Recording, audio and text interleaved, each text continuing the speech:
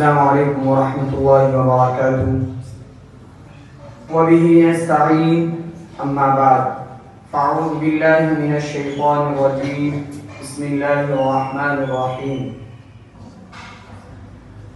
قل لأزواجك وبناتك ونساء المؤمنين يدنين عليهن من جلابيبهن صدق الله العظيم. محترم حضرات، جب مذہب اسلام کے روشن ستاروں سے کفر و الحاد، ظلمت و جہالت کے بادل چھٹنے لگے تو بے غیرتی اور بے حیائی کی تاریکیاں ختم ہوئی. قرآن کریم کے عدل و انصاف سے باطل کے لہراتے جھنڈے گر پڑے. مظلوموں بے کسوں کو مساوات اور برابری کا درجہ ملا، اور خاص طور سے ان عورتوں کو جو ظلم و ستم کی چکی میں پس رہی تھی. مصائب و آلام کے پہاڑ ان پر توڑے جا رہے تھے.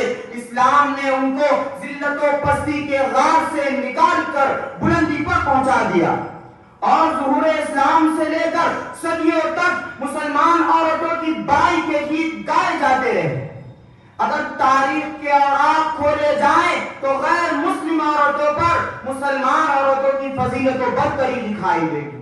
لیکن جب یہی عورتیں مغربی تہذیب و تمدن سے متاثر ہو کر اسلامی قانون کو بھول جاتی ہیں، مغربی تہذیب و تمدن کا دل دادا بن جاتی ہیں، بے پردگی اختیار کر لیتی ہیں، رقص و سرور کی مجلس کی رونق بن جاتی ہیں، کالجوں اور یونیورسٹیوں کی زینت بن جاتی ہیں، دکاتیوں اور بازاروں میں رنگ بھرنے لگ جاتی ہیں، اپنے ہاتھ پاؤں اور نظروں کا غلط استعمال کرنے لگتی ہیں، تو ان کی زندگی کا پورا سانچہ بگڑ کر رہ جاتا ہے. وہ تفریح کا سامان اور شیطان کا جال بن جاتی ہیں، خدا کی غضب کا مظہر اور جہنم کا ایندھن بن جاتی ہیں.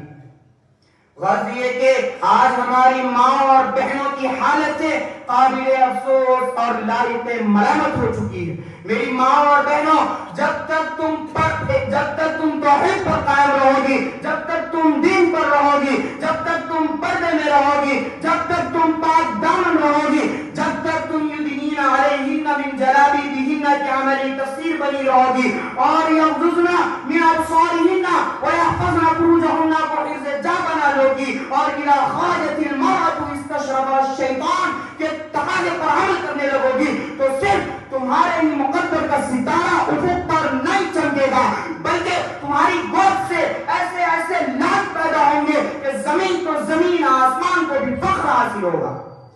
تمہاری گود سے جو بھی ناز پیدا ہوگا پوری دنیا میں وہ توحید کا ڈنکا بجائے گا، سخاوت کی دھوم مچائے گا، شجاعت و بہادری کا صدقہ جمائے گا. تیروں کی بوچھاروں اور تلواروں کی چھاؤں میں بھی نماز قضا نہیں کرے گا. یہی نہیں بلکہ تمہاری گود سے ایسے ایسے ناز پیدا ہوں گے، یہی نہیں بلکہ تمہاری گود سے عالم، مولوی، حافظ، مفتی، محدث اور امام وقت پیدا ہوں گے.